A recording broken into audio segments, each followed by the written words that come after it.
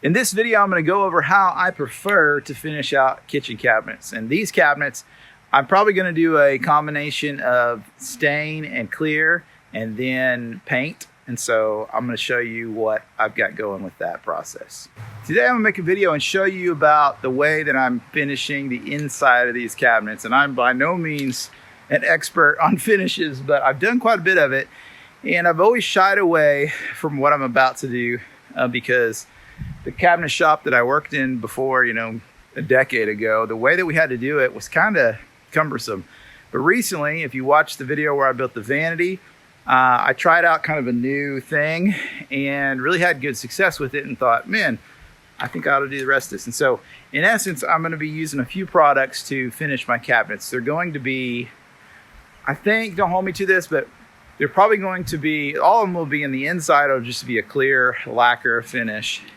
And then the outside will either be part painted, maybe a few painted, and one or two pieces that are stained and sealed in lacquer. And I'm not sure if I'm going to do that or not. I might build an island and do just the island as a stained piece. Still trying to figure that out. But I've come across, kind of stumbled upon a new to me way to do this. And so I'm at least going to use this on the insides of the cabinets. And so what I'm doing is, since I'm building the cabinets, and I can kind of split it up anyway. In the past, I've just painted, the inside, outside, painted the doors by themselves. I've never been real happy with that because it's not a super durable finish inside. It feels a little cheap to me. And so I'm actually going to lacquer the insides. Sorry, the sun is shifting on me here.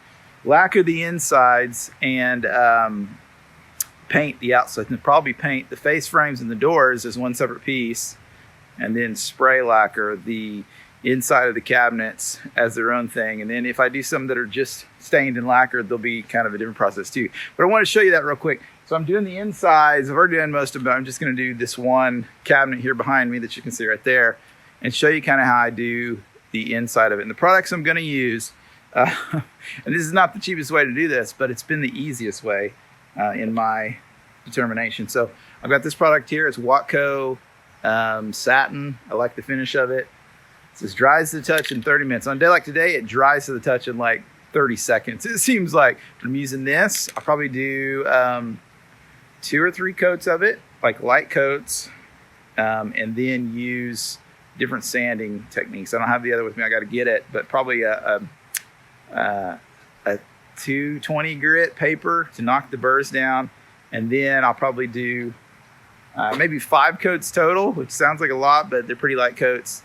Maybe 4. It just depends on how it's feeling. And then between the last one, the final coat and this, I'll use this red Scotch-Brite or something similar to it to really make it really smooth and feel good. So I'll show you that. It's pretty boring stuff, but I think this information is helpful to some people because if you're like me, I don't have a big air compressor. I don't have a dedicated gun, the HPLV gun that I can use just for lacquer. I don't even know what lacquer to buy. Honestly, I've seen some stuff that's pretty expensive. And while this is, by the time I get done, I mean, if I had 10 cans of this in this whole kitchen, 10 or 12 cans, it's $13 a can. I can go to Walmart and get whatever I need pretty much right now. The problem would be if you try to get all 13 cans at once, it might not go well for you. You might have to get 4 or 5 a few times. But this stuff, I've been surprised by it. It is solid. It's a very good, durable finish. And the way it feels and looks is what it needs to be, in my opinion. So I know normally you watch content from me and I'm doing the cheapest kind of, oh, are you sure about that thing you can find? And this is not the cheapest, but it is the easiest. There's no cleanup. I don't have a shop where I'd be wearing a respirator. I mean, you should be wearing a respirator, but there's enough wind, it doesn't matter. I don't have to clean a gun that you can never really get clean, and then you have to have solvents for that. And so by the time you spend money on the infrastructure and the cleaning supplies, I don't know, man, it's pretty hard to beat this, even at $13 for a can. And if I had to guess, I think this one can will probably do, I'll probably be 1 can per side cap. And these are 16 inches wide, something like that, just to give you an idea how big they are. 1 can for 4 or 5 coats. So $13 for each one. It's more than I'd like to spend, but I think it's worth it. So I'm going to show you that. The product that I'm going to use when I paint will probably be Sherwin-Williams Emerald urethane. It's a really good paint. It's really hard, but even that is not as durable as this is. And so I'll put you on and show you kind of my process to do this. I started off this process by sanding the inside of it and just dusting it off. If you had compressed air, that would be a good solution, but this cabinet box, it's already not ideal because I've used maple, it might be poplar, I don't know, maple and then oak for the bottom, and the little banding strip is oak also, and so that's not ideal. And what will happen is I'll put a face trim on here. There's no bottom, the door just rests against that, so I wanted that banding to be oak. That's what's going on there. And I'm not going to spray all the way up. I'm going to spray to like the drawer height, like up here, because who cares? I don't want to waste product on that. My main goal is for this bottom thing and the sides to be 3 or 4 or 5 coats deep, so they're just nice and hard and it'll stay up. Be durable, be easy to clean, and just look uniform and nice. So I'll put you on and show you me spray painting or spray lacquering. So this first coat is really just kind of get started. I mean, it's not going to be ideal. What you want to do is shake this up pretty good. I've been shaking it off camera for 30 seconds or a minute or whatever. And this stuff is really forgiving. I mean, you can get runs, but it dries so fast that it's pretty hard to mess it up as long as you don't get too heavy-handed. And I can hear the comments now. You're supposed to have a respirator on. Man, I'm outside. Get a life. It seems like once you get toward the end of the can, you have to speed up because it puts out less product. But it goes on pretty fast. Not as fast as a spray gun, but what's crazy is what I've sprayed over here is probably already dry. It's about 85 degrees. We got pretty high humidity, but it didn't seem to affect this stuff very much, which is really helpful when you want to get it done in a hurry. Now, when you stain and do this, you've got to wait for the stain to set up and dry, or it might give you issues because it'll harden on top of stuff that's needing to dry more. You can see how that would be a problem.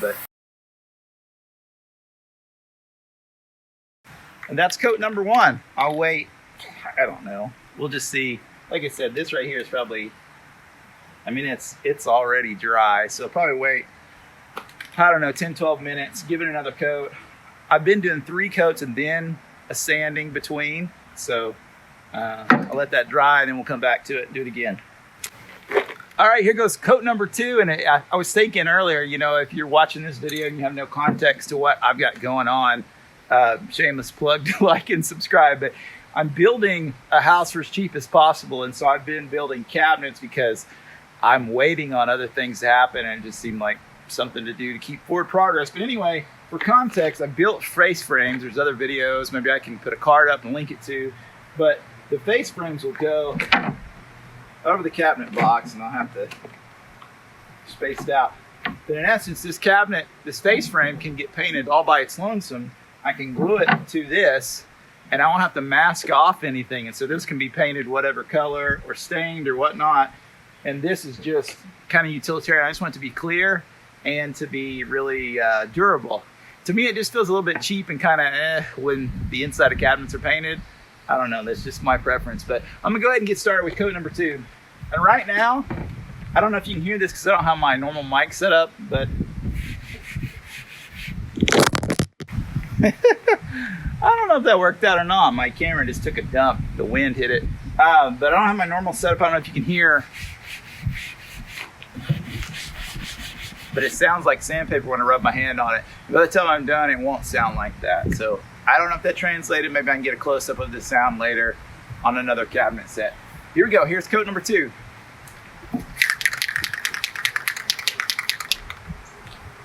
And for reference, I mean, it's been like 10 minutes, and this is already just about as dry as it could be,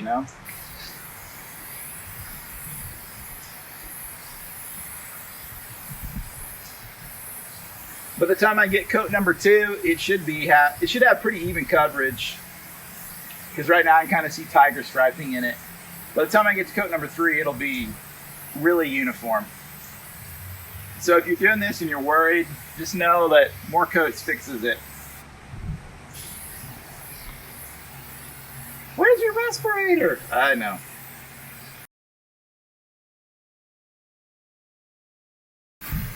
Now the only thing that could make this better really, besides the respirator, would be one of those little holder trigger things. You hear it starting to slow down. Because 2 or 3 cans into this and your finger is like falling off. I don't know, I'm probably 8 to 10 inches away from it. If it's really windy and you just gotta get it done, you gotta get closer and move faster, but it's not too bad. All right, there's coat number 2. We'll come back for coat number 3, and I'll probably sand between right now and the next coat. We'll see what goes. All right, so this is the 3rd coat I'm about to lay down, but first I'm gonna take and sand. This is a really worn out sanding block. I didn't have the one I wanted.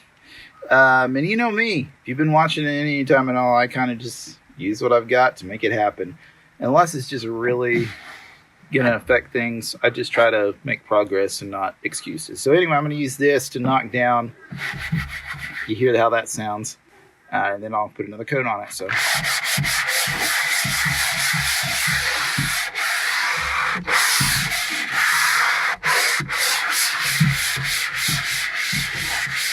You don't want to bear down on it, but you see, you can already hear that sounds way better. It feels way better too.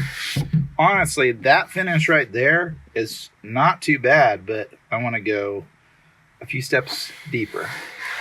So I'm going to do that, and then I'll put you on as I'm doing exciting things as putting the 3rd coat on. Coat number 3, here we go. This is where it starts coming together. Before this, if you've never done this, you're going to be like, oh my goodness, this is not going to work. It's never going to soak it all up. It's so rough. After coat 3, you go, okay, maybe this will work.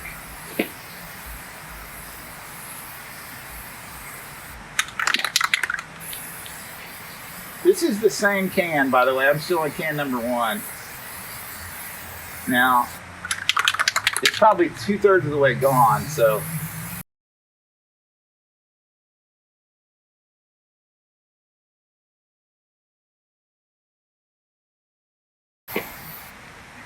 There we go.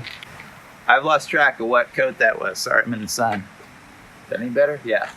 I don't remember what coat we're on. Is this coat number 4? It's feeling that way because this is already pretty good. So I think what I'm going to do, and we'll see how it goes. You never really know until you're done, and then, or you do a coat and feel it and look at it. But I'm going to hit it with the red Scotch-Brite, and then I'm going to give it probably its final coat. It's built up enough, I think. It just could be a touch smoother. So I'm going to do that real quick, and then I'll spray it. I'm still looking for a color for paint. So if you have recommendations of a paint color that you like, that you've seen or used recently, put them down in the comments below.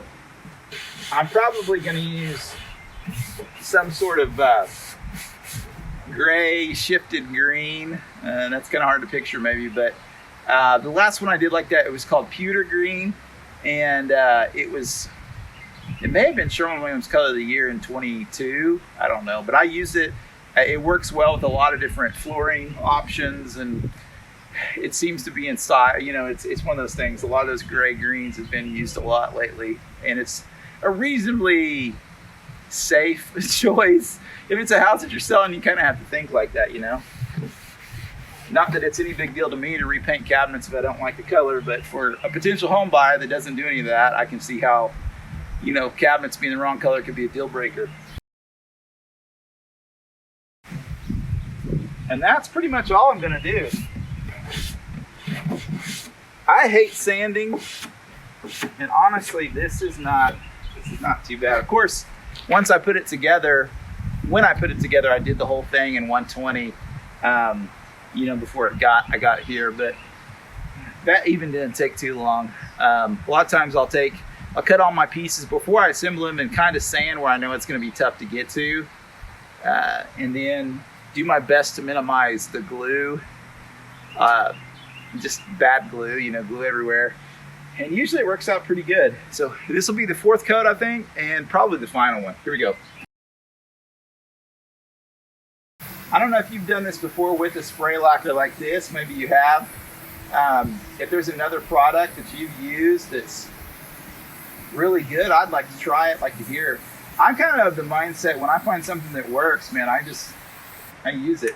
Not that I don't want to find things that work better, but this really works so good. I mean, I was surprised for $13 at Walmart. There's just something about this finish that is just spot on. A lot of these satin finishes are a little too glossy, and then you get the flat stuff and it's too flat. I feel like this one has the perfect sort of in between. So if you know another product, let me know, comment. And again, this is called Watco Crystal Lacquer, and I'm using the satin. I'm thinking about doing, not in these drawers, but in the drawer next to the kitchen sink. I've got a big farmhouse sink. There's another set of cabinets I built. If you haven't seen that video, I'll link it right here. But thinking about using some of my scraps to build one of those drawer cutting boards. I don't know if you've seen those, but that I've never built one, but it seems like it wouldn't be too hard to just glue up, you know, do a big glue up for a butcher block situation, probably an inch thick, you know, the end grained up, and then either put a hole in it and route it so it's round or just make it plain. But the way my kitchen cabinets are set up, there's a 24 inch and then 30 inches or so, 30 3/4, 30 and 13/16, I think it is, for the farmhouse sink and then the dishwasher and then the fridge. And so it'll be the 24 inch there. I'm going to do a pull out drawer with probably 2 trash cans. And so the trash cans there with a drawer, like just the pull out for the, what am I trying to say, cutting board, and then a real drawer. And so I think it'd be cool if you did it right there because the trash cans would be right in the right place. I've never built one of those, so we'll see how it goes. But this is a lot. This project is a lot of firsts for me. This is the first time I've done inset cabinets. It's the first time I've milled up my own cabinet stock from just rough sawn lumber.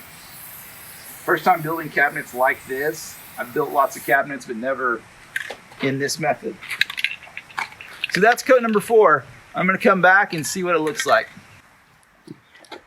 So here's the final result after about 5 minutes, and it's much smoother than it was before. It's hard for me to even, you know, capture it on camera. It just looks like, well, here's what the wood looks like. No clear. And then as we go down, you can see it turned out pretty smooth. If I wanted to, I could run the Scotch-Brite over this again, and it'd get smoother and you probably wouldn't see it.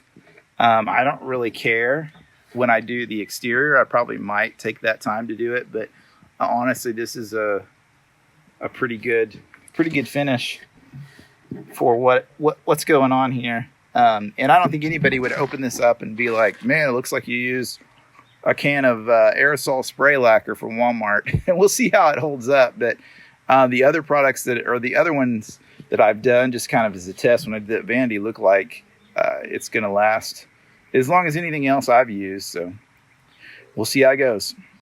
Hey, thanks so much for watching this video. If you like what you saw, please give me the thumbs up. And also, if you could subscribe, it helps me tremendously. Thanks so much.